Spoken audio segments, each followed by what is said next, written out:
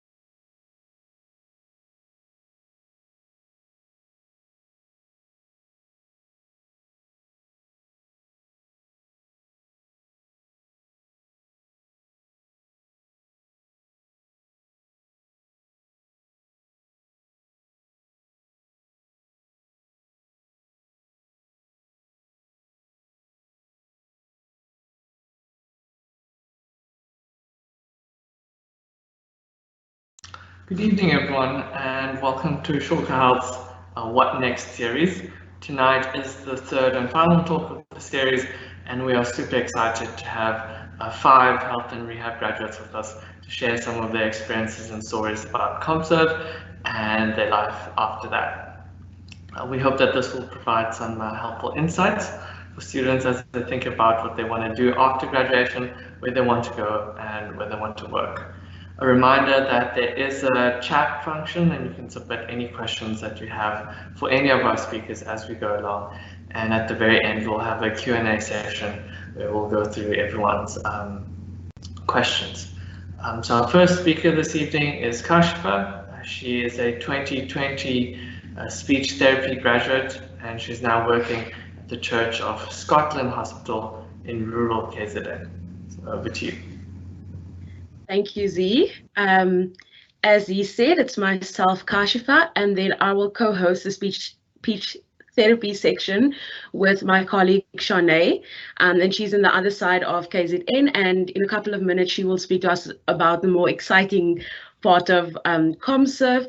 But for now, let me just jump straight into it. So I think one of the biggest things that we need to consider is the jump from varsity to ComServe. Okay, we need to prepare ourselves mentally for the process of moving, whether we are driving there or flying there, and then also for the process of settling in. So ComServe really isn't a year of comfort and vibes, you know, as we say. The ComServe experience is meant to take us out of our comfort zone. As the saying goes, you know, you never really achieve great things in your comfort zone. And ComServe is about self-discovery, self-growth, you know. So go to your placement with an open mind, consider the dynamics at play. You will go into ComServe, into the community with a wealth of knowledge in the field of speech therapy, in the field of OT, in the field of physio and audio. And while we can own that, we also need to consider the context that we'll find ourselves in. So as much as we have the clinical knowledge on our field of practice, the community has their beliefs, their cultures, their language, and we need to consider that in literally every aspect of our practice, especially in the field of communication and dysphagia.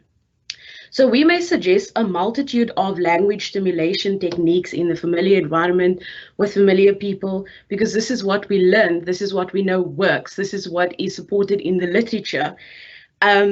But if this is not culturally appropriate, if the moms or the caregivers won't go home and do this, then, you know, we're at a loss, and, you know, the expressive language delay it's still going to be there. And then similarly, we may prescribe the patient with an ITSI level 3 or 4 diet, but if that consistencies are not readily available, you know, we are actually failing at our practice, at not taking that into consideration.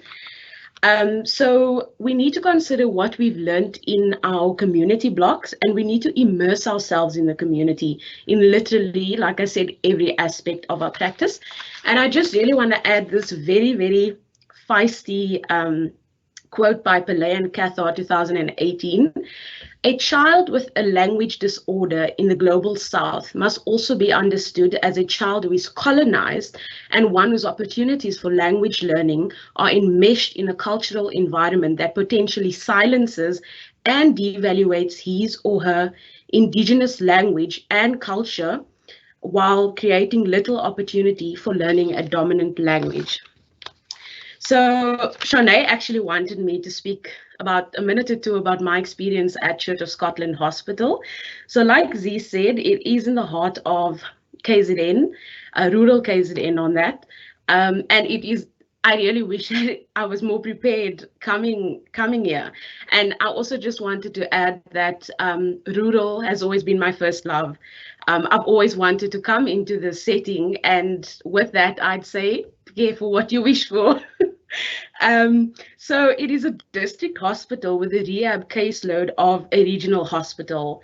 In addition to my inpatient and outpatient caseload, I'm also servicing 12 clinics in the broader Msinga district. And my inpatient caseload is 90% pediatric dysphagia, where most of them I'm seeing in the neonatal ICU or the nursery. I'm also seeing a variety of other clinical cases as well. And something that we all need to note, I think this goes for all hospitals, all government settings, is that resources and facilities are not readily available. And that's something that you have to take into account going into your placement. So living conditions, another big thing that I wish I was more prepared for. So it's already not a preferable situation because firstly I'm away from my baby and away from my fiance, and this is, it's an unfamiliar place, and it really does take you out of your comfort zone. So already we're not sitting at an ideal situation. So for the first half of the year, the water went off at least every 2 to 3 days. So we would have to fill, those 5-liter bottles. We'd have to use that for ablution and cleaning. And we had to, like, for drinking purposes and for cleaning, we had to use bottled water 100% of the time. Yeah, and also I'm living in a park home, so that the materials that the park home is built with, it is designed to conduct the elements of the weather. So when it's cold, it's extremely cold inside, and when it's hot, it's extremely hot inside, and the air cons doesn't work. Nothing's functional in this place. And then the third thing, gecko infestation, which makes functioning really difficult if you have a severe phobia. And now in the second half of the year, water is fine, but electricity, as you can see, yeah, now that's the problem. So we have extremely low electricity voltage at the moment, so appliances doesn't work. And just to give you guys a bit of context, for one cup of water to take like 10 minutes to boil, or for warming one plate of food, it's like 10 to 15 minutes. And also the lights don't work. At the moment, my switch is on, but the lights are not working. There's also unscheduled load shedding. Just last week, we had a power out of like 16 hours. And obviously, in the middle of a rural area, no electricity means no signal. So my family was worried, couldn't get hold of me. And also just to note that no complaints or reports are attended to because maintenance staff is essentially non-existent. So, yes. So I just wanted to note that I will probably sometime in August post on my professional Instagram account about ComServe 101, but just some tips that you can sort of better prepare yourself for, and something that I wish I knew. So the first one is to read up and ask around about your placement. Okay, so what type of facility is it? Is it a hospital? What type of hospital? What is your predominant caseload? So that you can read up about it and you can go in there and you can assess and you can manage, from the get-go. Which area is the facility located in? Is it accessible to malls, ATM, airports, if you're having to fly home? And get to know the current ComServe at your facility. So ask them about their experience, ask them about what they like, what they don't like. I think you'll be better prepared based on other people's experience. And again, what is a predominant caseload like? And then living arrangements, as you can see, that is a very, very important point, because this is where you're going to go in your leisure time, in your downtime, at the end of every working day. So it's very important that you consider this. What are the living conditions like? What's the facilities like? Water and electricity, furniture, everything. Ask them everything. What is the ventilation like? If there's other options other than the doctor's quarters. So are there complexes close by? Is it within driving or walking distance? And that's obviously especially applicable if you are placed in a rural area.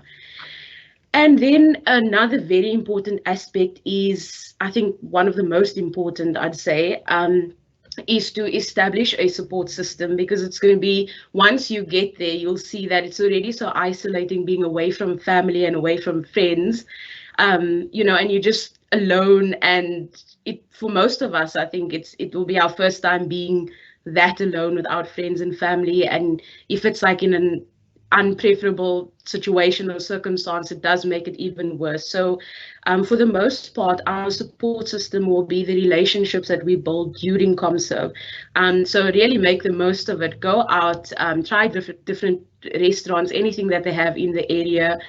And then also one of the beauty or the beauty of one of the upsides of COVID is that, you know, we got more in touch with virtual platforms. So, you know, you can video call every night. There's Zoom, there's Teams, Google Meet as well. And you know how in our oath we say we commit ourselves to lifelong learning. So ComServe is where it starts. So I would suggest, especially with the speech and audios, to join SASHLA, which is a South African Speech, Language and Hearing Association. So I don't know if you guys know, but you can even join as a student, and membership is free. And then as a ComServe, membership is free as well. So you can join and you get access to free webinars, free courses, and basically what's going on in our field of communication. So there's that, and with even apart from SASHLA, join these free courses and webinars and really build on your professional repertoire.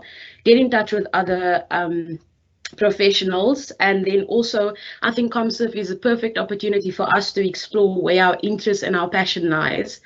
For me, I've because of my caseload in pediatric dysphagia and being in the neonatal ICU most of the time for my inpatients, I've recently started my certified lactation course just because it's so interlinked, and just bringing in a different professional perspective, and I'm really enjoying that. So just to end off, I'd like to say that ComServe is basically what we make it. Allow yourself to learn and grow, both as a clinician and as a person. And just, I'd love to end off with a quote by Tanya Silver: "You must bloom wherever God plants you." That's all from me. Thank you so much.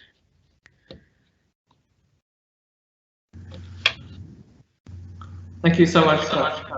Thank you for sharing your skill and also giving us some practical tips and things for students to think about as they're starting to move into the next part of their sort of lives. Next we have Charne, and she is also a speech and language pathologist. She's graduated in 2020 and is now working at Harding in rural KZN.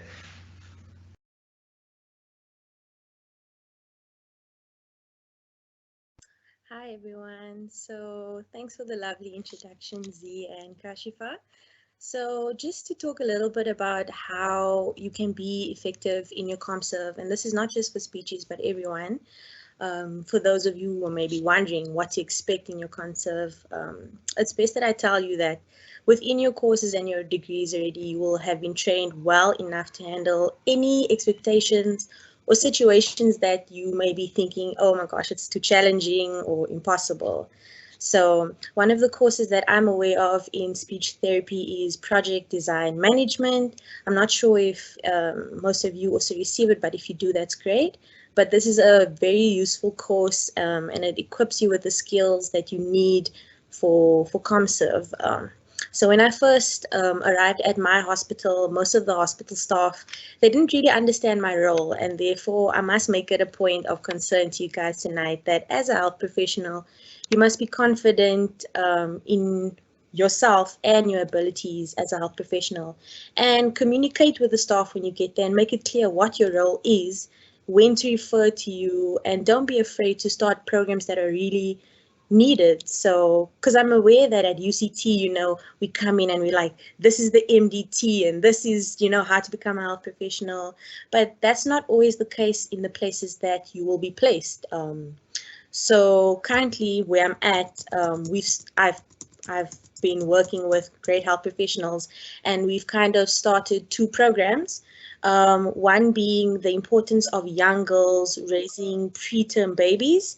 So in this area where I'm staying, I see high amounts of young girls between 12 years old to 16 years old having babies, and often those children are premature, and the moms aren't prepared for the health conditions, and they have very little understanding of what is wrong with their babies.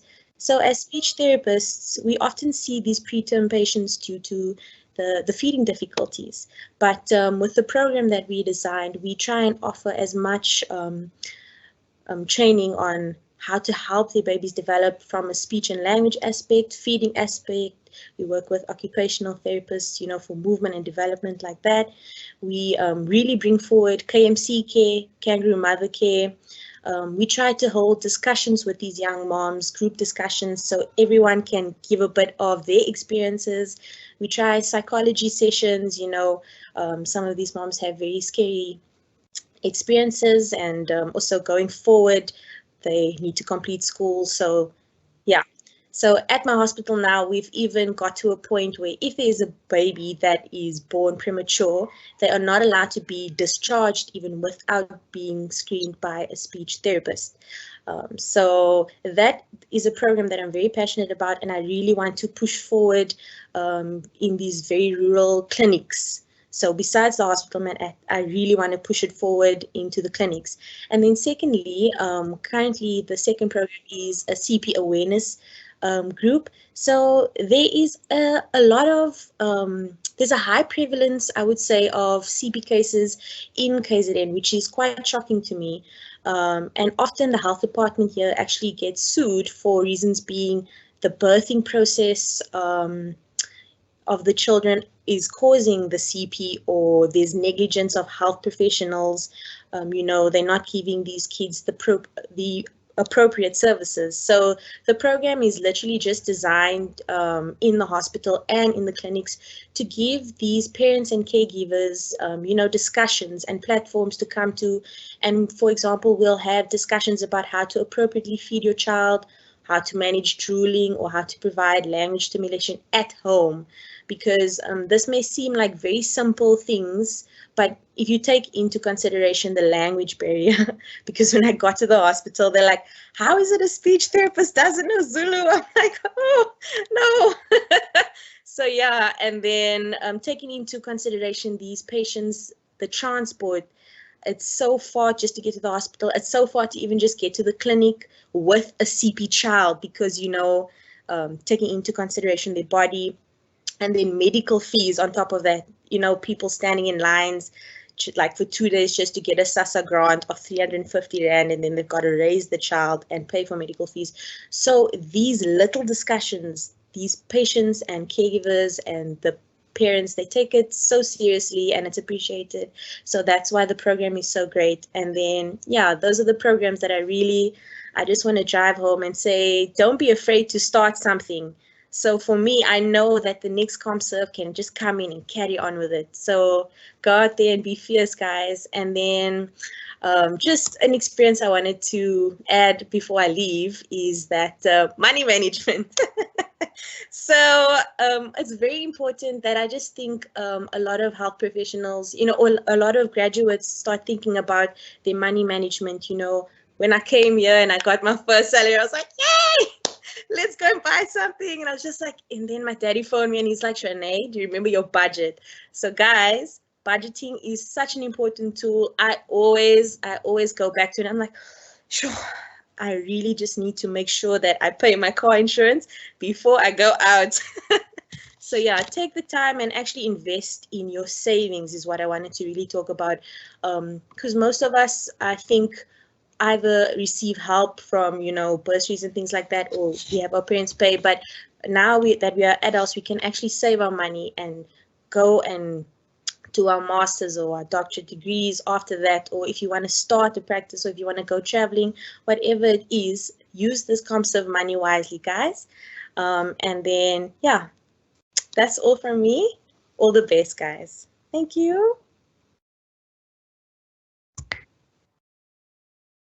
Awesome, Charne. Thank you so much for that awesome talk. Not only just sharing your own experiences, but also the experiences that you understand that your patients are having. I mean, something like CP is a really important thing to, obviously understand and to empathize. And so thank you for that. And also just sharing all the tips that we need going forward in life. You know, budgeting is not something we really taught in university, so it's great that you've been able to give tips on that, so thank you.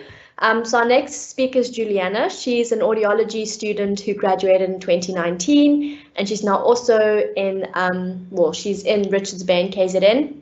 And one thing that Juliana said that she could not live without is relationships. Relationships including, you know, relationships with God, with her husband, her family, her friends, and of course her patients. So passing on to Juliana for her talk. Thank you. Good evening, everyone. Oh, it is such a privilege to be able to speak to you all and just share my experiences from last year. I'm just trying to open my sharing tray because I want to share a little bit of a presentation with you all. So I'm going to start speaking just about, so I'm an audiologist, and last year I did my ComServe at Isha District Hospital, and I must say it's the one thing that could have somehow prepared me for what I'm experiencing right now, which is like starting up a practice with someone. So I really see myself as so privileged to have been able to go through that experience. So hopefully you can see my screen. I hope you can. So community service, an audiologist's experience and some tips. So that's what I want to share with you all tonight. So I want to tell you a little bit about myself. I love the outdoors. I love my husband. I love my cat. I didn't add pictures of them. My cat always looks grumpy. She's very cute. And here's my practices logo, which I'm very, very amped about. Slowly starting to pick up. So I already told you that, ComServe was a very stretching experience for me, and it literally was such a big catalyst to my growth. And I'm so, so grateful for it. And I'm also just very privileged to be included in tonight's proceedings, because it got me, I could really reflect on last year, and I realized how much it's made me grow. And I'm sure the other panelists can agree, those of you who are going through ComServe now, and those who did last year. So I completed my community service at Isha District Hospital. It is a second-tier facility, so a district hospital. So all of you may know that placement season is super, super crazy, and it's very difficult to not get too absorbed into it. So that's the first thing that I want to share. Try and think to yourself what is important to you as a person, and to not get caught up with what everyone else is saying about it. Ask yourself what's important to you. Is it important for you to be close to the ocean? Is it important to you to be close to the airport? I know that previous panelists have spoken about that already. And also the importance of actually calling ahead. And I'm specifically addressing the audiologists that may be listening in. It's so, so important to check and see what equipment are actually available to you, because more equipment equals more exposure and more experience. So sometimes we want to go into this thing of, we want to go rural and we want to save the world and we want to just make this amazing department. And yes, it is possible. And I don't want to crush your dreams, but it is also realistically in the state healthcare system, it is very slow. So I'm motivated for a new TIMP machine, for instance, to get dropped off at Isha District Hospital. I'm motivated for it at least once a month. And it started in February, and we got the TIMP machine this year, last month. So I'm not there anymore, but at least now the next ComServe, or the ComServe that is there now, can use the new TIMP machine and the ones after that. So that's amazing. So what I just want to hit home really is to ask yourself, why are you doing ComServe? It is to gain experience and to give yourself that opportunity to get as much exposure as possible. One thing that I also left out is, I'm from Stellenbosch originally, so I traveled quite far.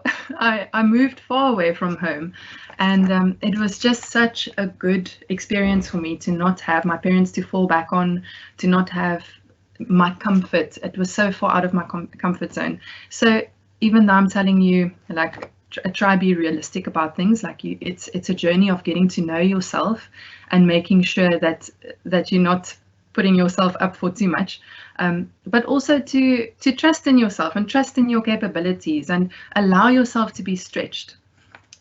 So yeah, just back to not getting swooped up in the hype of placement season. Just be realistic with yourself. I'm not going to tell you this is what you should look out for, but as an audiologist, just think ahead and think about the equipment that you're going to have access to, because that is so important, and it's also going to enable you to conduct a good diagnostic test battery. And also, when you get your results, also accept that you have very limited ability, or limited control over where the system is going to place you. Just accept that it's going to be an uncomfortable kind of experience for you, but what happens when we're out of our comfort zone? We grow, and that's what ComServe is going to do to you. So I want to show you the audiology department at Isha District Hospital. It doesn't look like much, but there was a lot in there, and I wasn't very good with how I chose my placement. I didn't phone ahead because I ended up changing all of my options last minute, which is not a good idea. I wouldn't tell anyone to do that, but I did. I don't know, yeah. And I ended up with an amazing audiology department with an amazing supervisor that left in the middle of the year. So it gave me the opportunity to run the department, and it really gave me the skills to now be able to run a practice. So yeah, we had a whole full diagnostic setup there, which is amazing. So we've got our first tier hospitals, or not hospitals, community care facilities. And then we have our second tier, which is mostly our district hospitals. And we have our third tier facilities, which is mostly our provincial hospitals. So the lower you go down, or I actually want to say the higher you go up, because it's 1, 2, 3. So the higher you go up, the more exposure you're going to get and the more equipment you're going to have available to you. And your referral pathway is also going to be a lot more established. So ask yourself, what do you want out of your community service experience?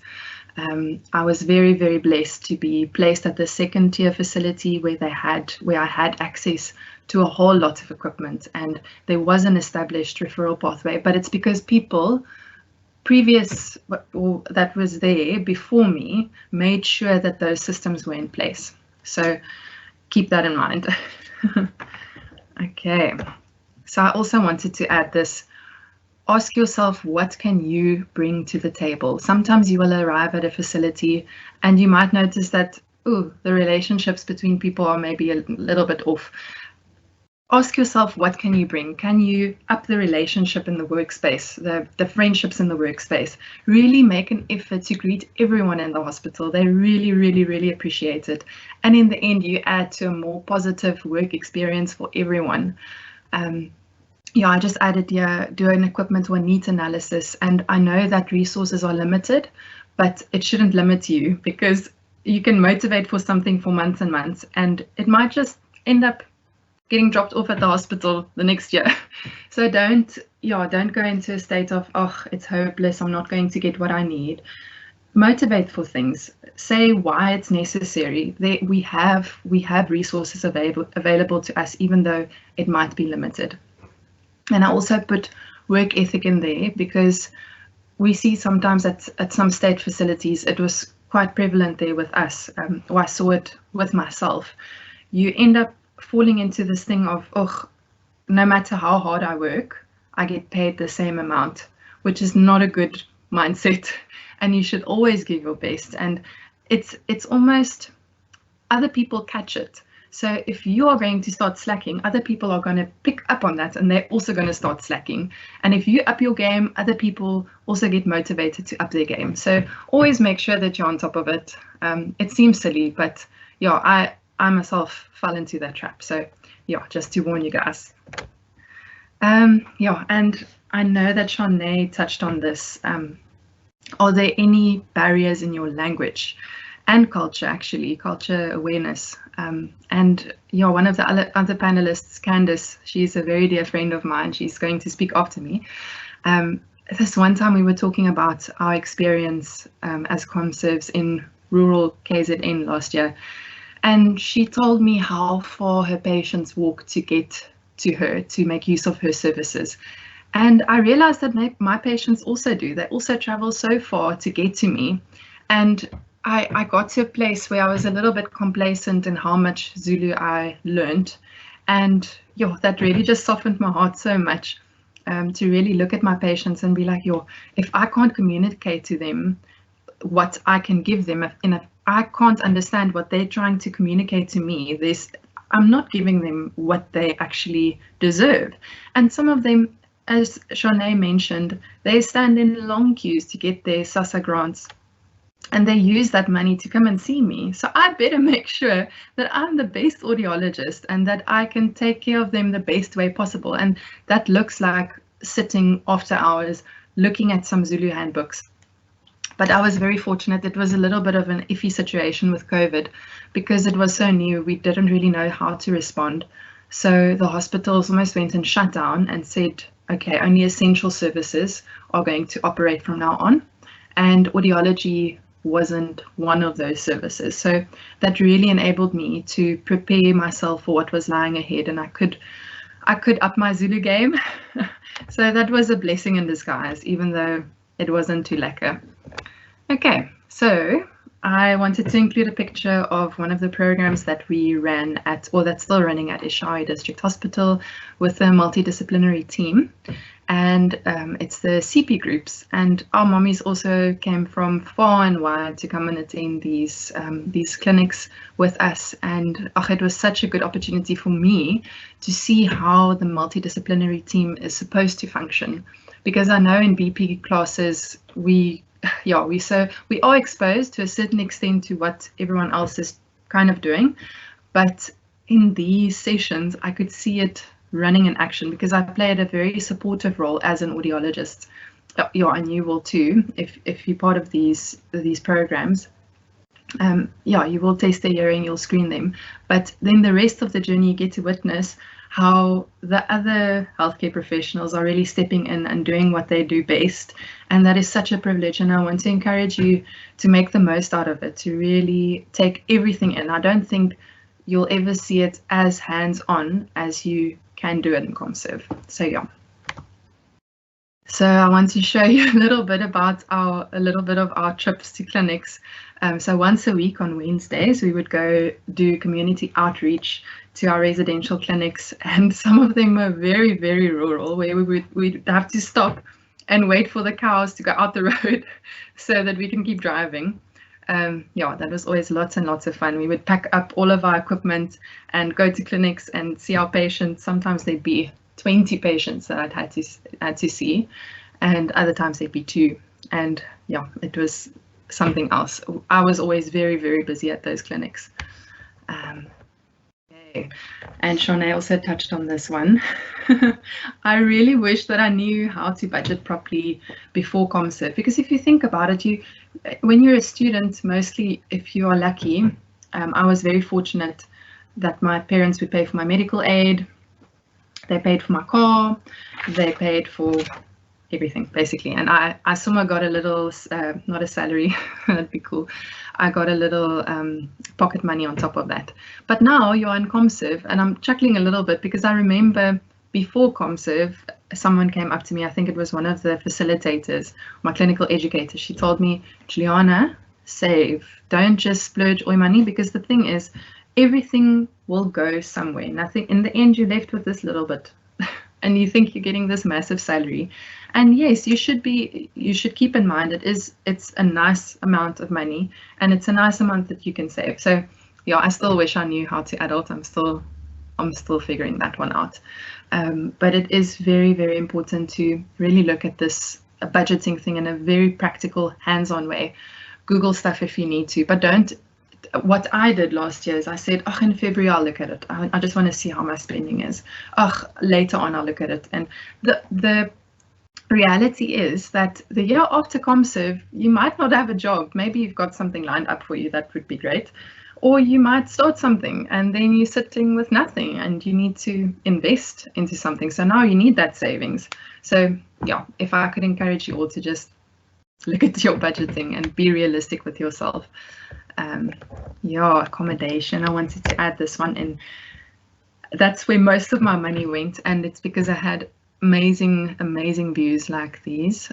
Sometimes I would wake up and there'd be little bookies on my voorstoep, on my little patio thingy.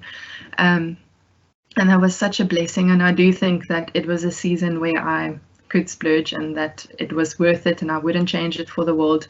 But this is such a personal thing, and you have to look at how much you want to spend. You need to set your boundaries.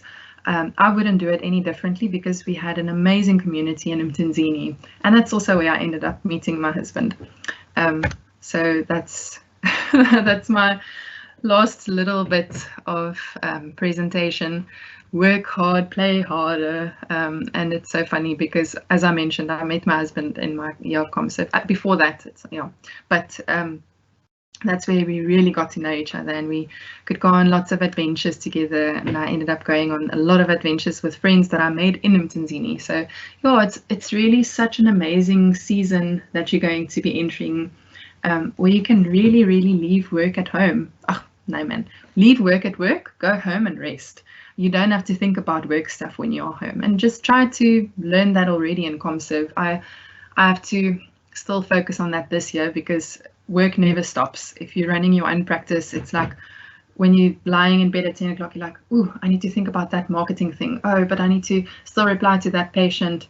So then it's all on you. But with this, there's a little bit less pressure on yourself as an individual, where you can just relax when you get home. And also make yourself a little to-do list.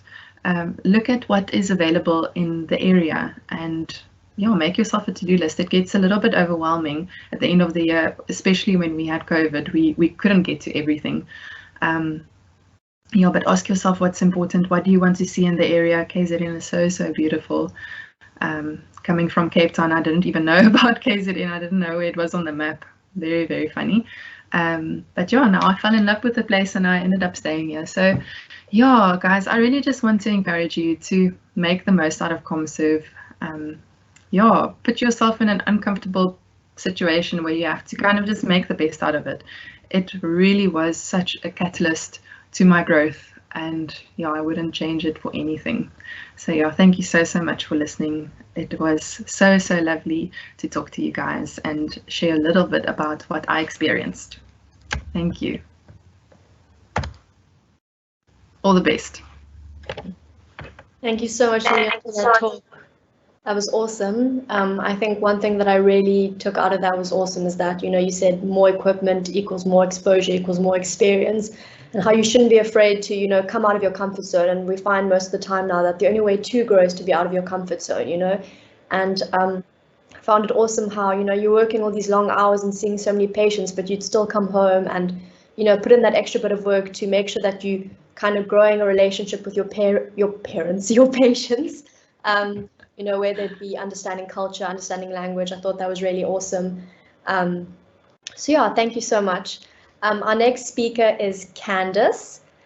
She graduated in 2019 as a physiotherapy student, and she's now working with her own practice in Cape Town, which is awesome. And she completed her ComServe in 2020. And something Candace says she can't live without is mayonnaise and cereal, but she says not the two together. So passing on to Candace, thank you.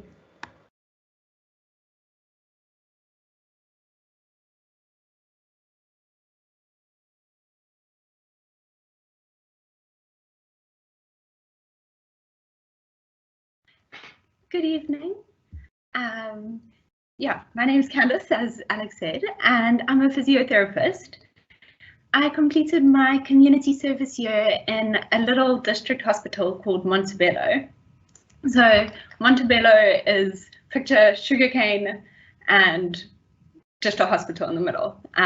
Very rural. The closest little town with 15 houses was 16 k's away. And the closest town with a shop was about 35 k's away. So this was definitely not one of my choices. but it really ended up being so good for me. So I really want to, first of all, just give you some practical tips that I wish I knew going into ComServe. First of all, you're going to have to choose some hospitals, and most of you probably will get one of your choices, but if you don't stress, don't worry about it. They'll give you an opportunity to try and find someone to switch with, and they might even, you'll be able to decline the offer and then be second rounded, where they'll distribute you into different hospitals with the remaining hospitals. So don't stress, you'll end up where you need to go. So now that you've finally decided, okay, which hospital you're going to go to, I really encourage, like the other speakers said, phoning the hospital, asking to be put through to the rehab team and chatting to a ComServe there. Finding out a little bit about what the hospital looks like, what you're going to be doing on your average day, who you're going to be seeing. Also find out a little bit about the hospital accommodation, really encouraging that. And then when it comes to accommodation, you obviously have the two different accommodations. The first one being the hospital accommodation.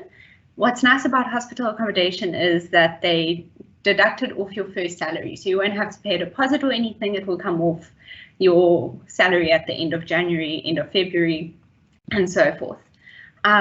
When you go private though, I would really encourage you, if you're rural, I know you have Facebook and you have Google and everything to look for accommodation, but if you're quite rural like I was, phone the closest guest house and ask them, do they know of someone that has a little cottage for you, or someone that owns a farm with a little room where you can stay, or if you want to go for private accommodation, if the hospital accommodation is not necessarily to your standard. So really try do that, find out, and I encourage you to not be scared to phone. Okay, so you've arrived at your first day of ComServe. What to expect, or this is what I came to. When you're at the gate, you have no idea of where to go, what to do, where you should be. So talk to the security guards. They generally have a good knowledge of where your department is. They should direct you to that, and they'll even walk you there and show you. So when we got there, the key for our department was just on the ledge, and we had to open it and find what awaited us that year. So don't be too stressed if that is your case. Really just embrace it and be kind to the security guards. They always are lovely, and they will always have your back if you need any help. Yeah, so then on your desk should be a handover from the previous ComServe. Don't be stressed when reading the handover. I remember reading that handover and my heart just stopped for a second. I thought, I actually just want to go back home. I don't know what to do. I'm not going to be able to cope with this. So don't stress about it. Your first day is going to feel like you have no idea what to do. That is normal. Yeah, so once you've had your handover, you're going to have to go to HR. You're going to have to sign your contract. I know that they sent ours through in December, but we weren't able to send them back because no one sent us an email. Don't stress if you haven't sent back your contract. Most people only sign theirs in January there.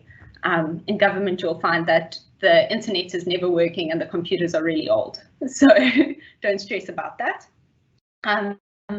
Yeah, then once you've got your contract, they will give you, if you're rural, they'll instantly add a rural allowance to your salary. And then they'll give you two options. The one option that you can take is where they deduct retirement annuity and medical aid. And then the second option is where they give you that money and then you have to sort out your own retirement annuity and your own medical aid. So they're just two options, just to be aware of that, so you can start giving that some thought. Yeah, and then what you'll also need to then do, they'll give you a paper that you'll have to then take to your bank. So if you don't, so when you're looking at your placement, start looking where your bank is. So if you're at Capitec, see how close your Capitec is, because they'll have to stamp that to make sure that the salary is being paid to the right account. And you will need a tax number. So if you don't have a tax number and you have a free weekend somewhere towards the second half of this year, I'd really encourage you to just go and get your tax number. You will definitely need that. Yeah, so that would be your first day. Then what did a normal day at Montevideo look like for me? So we'd come in at 7:30. open the department, switch on the urns, and get ourselves settled in. And then, because most patients come in at our district hospital, they go through the doctors, the nurses get screened, and then they get referred to rehab services. So you will find in the mornings there might be a little bit of a quiet spot. So we went to our first ward then, the OT and myself, we went to the female ward, and then we would come back after we'd done all our female ward patients, inpatients, then we would see our outpatients, then we'd go to the male ward, and then the peds and maternity wards to see all those patients there. Once a week we'd go to a clinic. At Montevideo we had 4 clinics, 1 was on site and 3 were traveling about 50 to 60 k's away. Towards the second half of the year we actually had to drive ourselves there in a little Avanza. So pro tip, always make sure that your tires are pumped on the car. You're going to be driving on gravel roads. If you're going rural, make sure your oil and water is fine. Do all those checks that you do when you get your driver's license, and make sure that the doors are locked and that you are safe to go. The wind wipers are working. Yeah, those are some pro tips for driving to clinic. Then when you get to clinic, in our setting, we always use the emergency room. This is just a really small room and all the rehabs were in it. So you're going to have to work with people talking next to you, people seeing someone else. And like Juliana said, when people come to the clinics, they know you're coming once every 3 weeks. They come with their whole family if they're going to make the outing. So you will see the grand that needs the walking stick, and you'll see the person with the sore knee and the child that has a developmental delay. You are going to have to see everything in a short space of time. So what I would really encourage though is when those people come to you, those patients come to you, educate them, because often it is such a hassle for them to get to you. Even if you give them the follow-up date for the next 3 weeks time, they won't come. They'll come back in 4 or 5 months when they find out you're there again. So really educate, educate, educate. Don't leave any knowledge that you know could benefit them for the next session. Make sure they go back with practical tips and things that they can implement into their day, so that their day is better, that they can work and function better, that their quality of life is better. Yeah, like I know specifically in terms of assistive devices, so crutches and walking aids and things, we really, if someone has a fracture or something, we'll say you can use it for 6 weeks and then can you please return it, because we're low on stock. The reality is that people don't return it. So when you give out a crutch, although you've set it to their height specifically, show them how to adjust the crutch to the right height. Otherwise, in 2 months down the line, they would have given it to a neighbor who gave it to a neighbor, and then you find someone with 2 crutches, one that's up here and one that's down there, and a whole bunch of tight muscles and things that you really shouldn't be seeing. So show them how to adjust it. Really empower your patients with this. Yeah, another thing that you might find as physios on your community block or your community service is that they have a clinic called MOP. This is where they do orthotics and prosthetics, and they sometimes come to your hospital once a month, depending on which hospital you're at. Important to refer patients to this clinic. I know in January it was a little bit, I didn't quite understand what it was, but luckily all the patients from the previous physio came. So really, if someone has a leg length discrepancy or is in need of anything like a bandage or always refer there. And if you run out of crutches, they often have extra crutches, so then refer your patient to them, which is a nice hack to getting resources. So I just want to leave you with a few tips for ComServe. The first one is that you will feel overwhelmed on your first day and maybe even your first month or 2 months. This is normal and this is okay. And I promise that you've got this. They've taught you everything you need to know at varsity. You have all the knowledge that you could possibly need and resources that you possibly could need from varsity. So you really are going to be okay. Number 2, I would really say, take the time to learn the language that patient speaks. It really goes a far way at showing respect to your patient, and ultimately we're here for them. We're here to try and hear them, trying to understand them. So even if you struggle, it's okay. You might give them a good chuckle at how you say it, but don't just reach for the translator or someone to help you. Try struggle it out a little bit and then go for someone that can help you. Yeah, then the third thing I'd really like to tell you is to speak up. Advocate for your patient's rights and dignity. You might feel like you're the only person doing this, and sometimes it might feel stressful and you might even not know what to do. And yeah, so really just I would encourage you, speak up when you see things aren't as they should be. Remember, we have the patient's right charter and the Batupele principles that should really like dictate how we really work and interact with patients, and try and make sure that we're upholding those as we work with them. And also not just speak up, but act in such a way that really promotes those rights of the patient. Yeah, then I would really want to encourage you to go the extra mile. You're not going to be praised for this. You're not even going to be acknowledged for this. But go the extra mile. You won't regret it. Clean up that storage room, sort out the paperwork, make some toys, do something, leave something behind, so that when your year is over and you lock that department, you know, I did the best I can.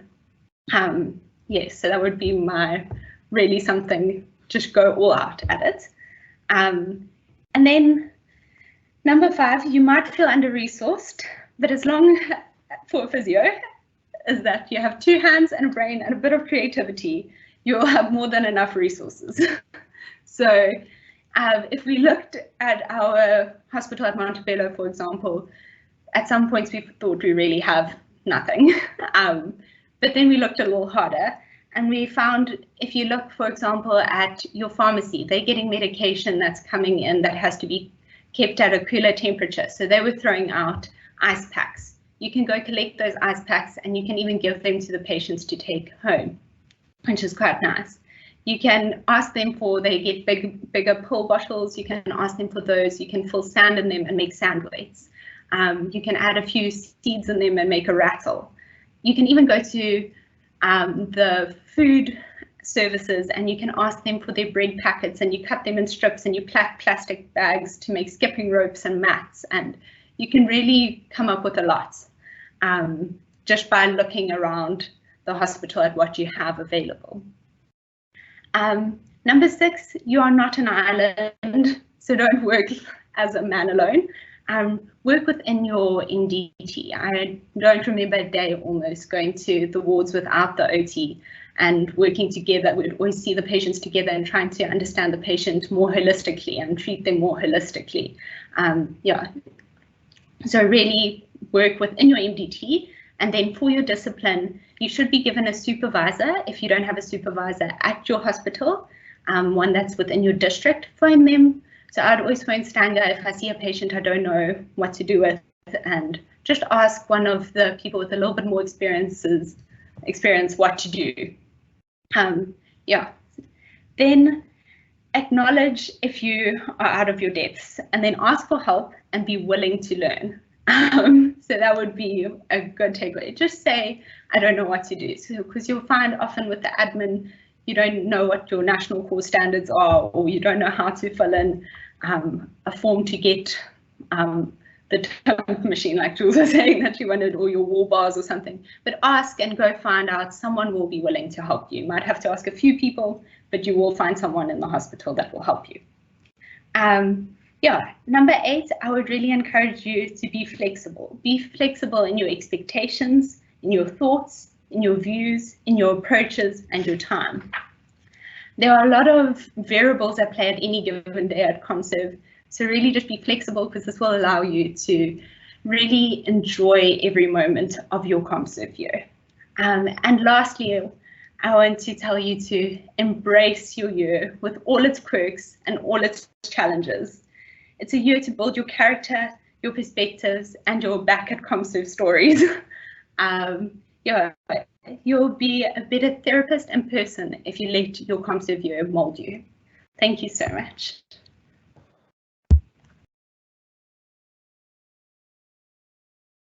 Thank you so much, Candace. That was awesome. Thank you so much for sharing. For everyone, sometimes there's going to be times when you don't know what to do, and to ask for help, and to kind of give yourself the tools and skills to be able to make sure you're making the right decisions. And also the really important thing of not only educating yourself, but educating your patients, because it goes a long way. And like you said, helping the patients to give themselves the tools to obviously help them along the way is awesome.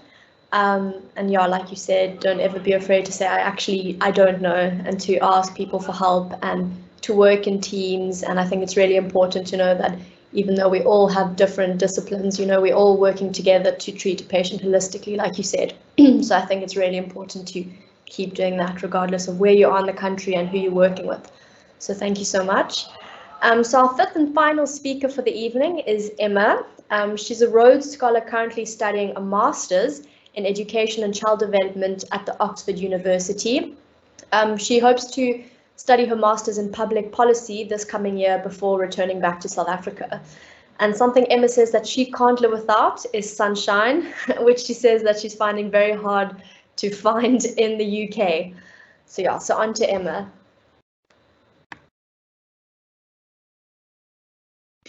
Hi everyone, I'm Emma and I studied occupational therapy, and I did my ComServe at Ngwelezan Hospital, which is in KZN, relatively rural KZN.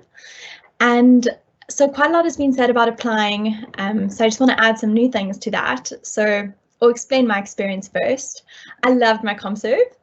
I was placed in December before I started in January, so it was a very last minute move, and I think that does happen. So also there will be some of you who are not placed until the last minute, and just know that it will end up being okay.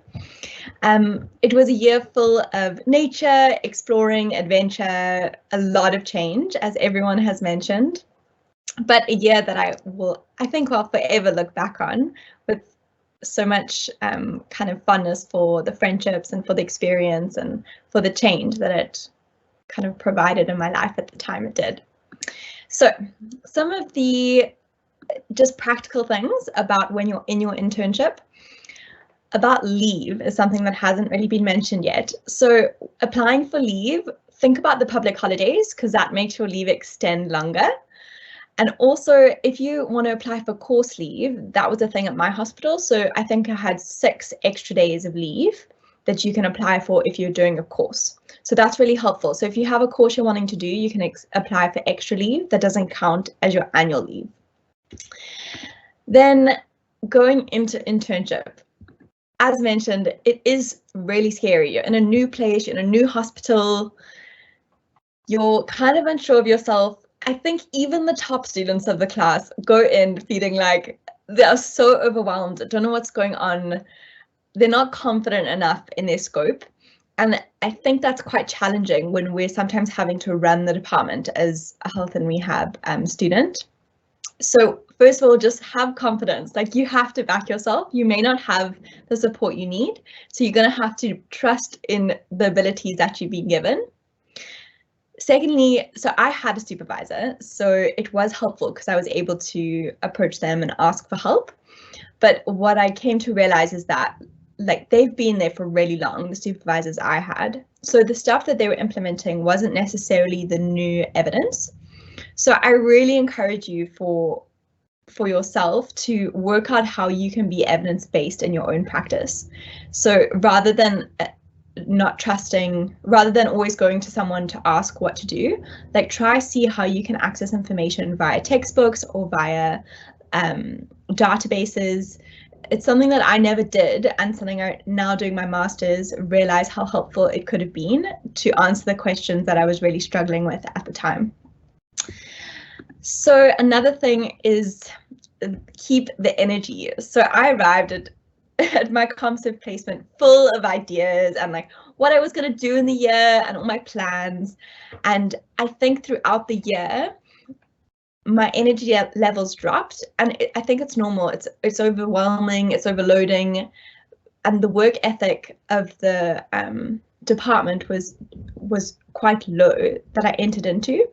And I feel like in some ways it started to like it started to impact the way my work ethic was. So I really encourage you to band together with the other ComServs and collaborate with the current staff that are there to initiate projects, to keep dreaming, and to not let the system kind of crush your sparkle and brilliance that you enter ComServ with. Because truly, it's amazing, like the freshness that you can bring to the department. And it's really sad how I saw in myself and amongst my friends how kind of the system and the way that things are working kind of didn't allow for their creativity to spread within their department or within the hospital. So I really encourage that going forward. I just wanted to share 2 stories. So with regards to starting projects, and maybe one of my regrets. So I started a screening project at a local orphanage there. So it was kind of like an external clinic. So we just found out that there was a lot of children within the orphanage who were struggling with developmental delays. So that's one of the things that we did do, is that we got together as an MDT team and we organized with the hospital to go and do a screening clinic and kind of capture the children within the system. And that was possible and amazing, and I loved it. But there were so many opportunities now that I look back on that I didn't make the most of. So an example is that we had a child who was 12 and he needed a wheelchair, a specialized wheelchair, and we didn't have the funding within our department. So I really encourage you and urge you to use your own systems and people that you know, social media, whatever mechanism you have, to fundraise for things that the department may not provide. Like, yes, I so agree with the speakers who have spoken about applying for wheelchairs or machinery or whatever you need, but also utilize the networks that we do have and make it known and expose the rest of South Africa to what is really going on. Because I think you become so desensitized. The fact that this 12-year-old isn't able to function in his community purely because of the wheelchair became an okay thing in my mind. And if that was known to globally, there would be funding that's available. So I think I really want to encourage you to, every time you see injustice, just fight for it and go for it and initiate and create, is kind of my main message going forward. Then after internship. So while I was in an internship, I had quite a bit of free time. So I really encourage you to do extra courses if you can. I did a course very different. It was like a MBA essentials. So it was like introducing me to what an MBA would include, which was really helpful, and it was very different to occupational therapy. And then early on, I started thinking about applying for different master's degrees, and I applied for a scholarship program. So I think that most ComServs come to like a point where it's like a cliff. It's like you've been in this system of school, university, ComServ, and it's like now you really have to make a decision in one way or another. So I think for myself, it was helpful to start thinking about what I was enjoying and just follow that. So I love working with kids. I've always loved that. So I kind of allowed that to guide my next steps.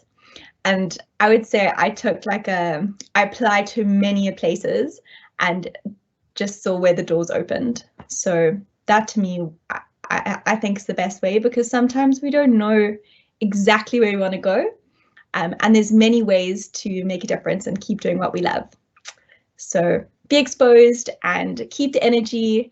And if 3 words just to remember going into ComServ, I would say initiate, be evidence-based, and collaborate with your community. And feel free to contact me if you need any further information. Thank you.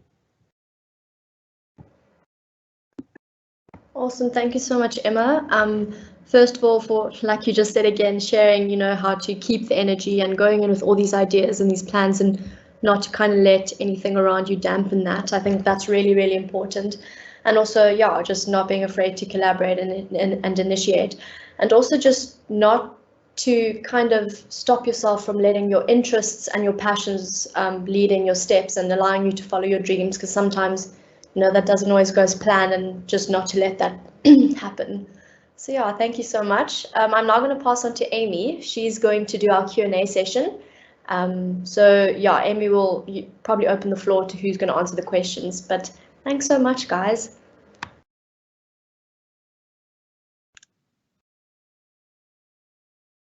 Thanks so much, Alex. So we don't have any specific questions to each of the disciplines. So whoever feels like they're able to answer the question, feel free to answer. So one of the main questions asked was about salary. So just general, is it enough to cover basic expenses? Because I know a lot of you mentioned that it's important to save.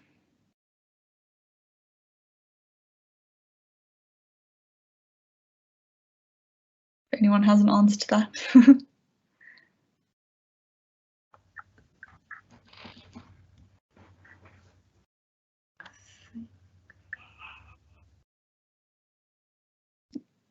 Juliana, do you have an answer? Yes, I have an answer. Sorry, my computer is so lagging, so I was just checking to see if I was unmuted. So it is enough to cover the basics. I was able to cover my rent, which was quite expensive if I compare it to what other people were paying for accommodation. I was also paying off a car, which was a very unforeseen thing that I had to cover, which was about, it's about 3,000 Rand a month, including what do you call it, insurance. And medical aid I was able to cover, and then I also still had some left to save. So it really is possible to cover all your expenses, and yeah, I could just encourage everyone to make the most out of that, because at the moment, working for myself, I'm possibly earning about half of that, a little bit less actually. Obviously I'm starting off with nothing, and I still have stuff to pay off, but it really is a lot that you start off with. And don't get shocked if you get if you get the opportunity to work after ComServe and the salary that they are offering you is a lot less than what you got at ComServe. It's very, very, very common for that to happen. But yeah, just to answer the question very basically, yes, your salary will be enough to cover all the basic costs. Perfect, thank you so much. So linking to that question, so what advice do you have for those who are worried about getting a job, or rather securing a job in the places that they did their ComServe in? Would one of the other panelists like to answer that question? I don't mind answering it.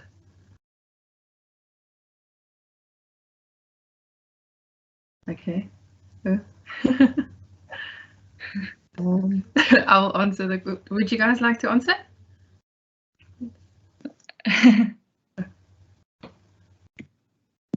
Okay, Juliana, you can answer. Oh, it looks like Candace. Oh, anyway, sorry. So I had quite a few. So what helped me a lot was to look at where I wanted to stay the next year, and in that sense, I kind of looked at different audiology practices that were in the area. But I really am, yeah, I think the way that I kind of went into it was, what am I feeling? What season am I entering into? Like, what do I want for myself? And nothing really lined up for myself. But I'm thinking for you, like, look what is already out there. Jobs are scarce, especially for audiologists.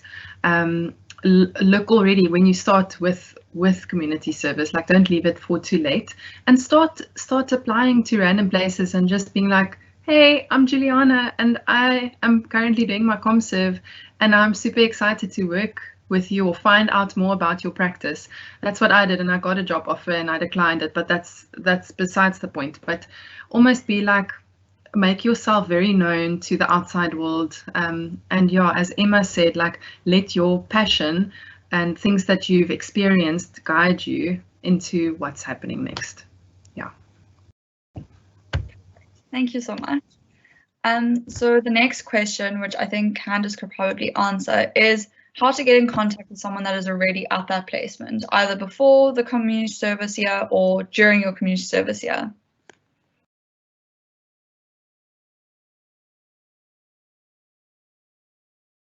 We can't. There we go. Can you hear me? Yes. Okay. So in terms of getting hold of, you will be able to Google your hospital's number, and then you'll get through to the switchboard. When you get through to the switchboard, ask them to transfer you to your department, the rehab department or the physio department or OT department. Yeah, and then ask to chat there.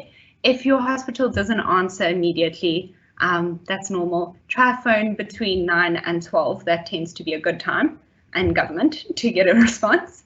And then if that still doesn't help, maybe contact your neighboring hospital, or because they will have your number, because if it's like in 5Ks, we had Appelsbosch that was 5Ks away from us, they had our department specific number, in which case you would be able to phone directly to the physio or the OT department. So yeah, just phone around and people are more than willing to take your call. Perfect, thank you so much. And then the next question, I feel like Emma is the best to answer this one. So would you say you'd be able to do masters at the same time as doing your community service year, or would you rather do a postgrad after your ComServe year? So I would say it depends on the type of masters, because it depends if you're doing a part-time masters or a full-time masters. I would recommend not doing them at the same time. I think that there's really so much beauty in having a day where you finish at 4 or 5, and you really then choose what you do with the rest of your day, and to be able to be part of that community is really special. So I did some courses which were like short courses during my my ComServe, which was helpful, and that was kind of, I could do it in my free time on the weekends if I wanted to, but don't put more pressure on yourself. You're really going to have a full-time job. So I would wait till after you finish, is my advice. Perfect, thank you so much. And then this is open to all three of you, but do you have any advice with the application process? When to apply, how to prepare? Application process for the placements? Yes, for the ComServe placements. It's hard. I mean, that's quite broad, but I would say think about what areas you're interested in, and then try contact people who have been to those hospitals, or call the hospitals is kind of the main one. And just think about the kind of lifestyle you want to live. So I remember when I was applying, I didn't really, I didn't actually know very much. But once I spoke to people who had been there, I kind of could understand the lifestyle they lived. And do as much research as you can, but also be aware that you may not get your choices. So you got to be flexible. Perfect, thank you. And then another one open for the floor is, does volunteering help at all with community service placement? Can I answer? I think so. The way that that the whole system works is, at a certain time in the year, I can't remember when it was, but it was around August, like last bit of the year, you get access to a portal, and it is completely random and it's very systematic, and this system decides how it's going to kind of allocate you into your placement. So you do get to put your options in, and in my presentation I explained the difference between the first tier, second tier, third tier hospitals or placements, and you then have to decide between which one you'd like to apply to, like which one is your priority one. So you have to apply to at least 2 first tier facilities, which is your community health care places, and then the rest. So they kind of limit you as well. So it's a very systematic thing, and they don't look at your marks, they don't look at extracurriculars. It's not like applying to a job. It's something that is super random, very unorganized, but also there is a system to it, and it is organized, and it might be in your favor and it might not be in your favor. I know that in our year they gave preference to UCT, or I heard rumors. I'm not too sure where the cycle is at the moment, but it is very chaotic, and you will know exactly what to do because it's all everyone's going to be talking about for a month. Thank you so much, Juliana. And I think those are all the questions that we had. So I'd just like to extend my thanks to all of the speakers. I think tonight was very informative, and I hope that all the attendees got the information that they required. And it was really great just to hear all of the stories that you guys have, and just to hear that you actually all just enjoyed the year, which is very promising for, I think, all the students. But thank you so much. This finally concludes our What Next talk series. So thank you to everyone for coming, and for everyone who's been involved in the last 3 talks that we've had. Thank you.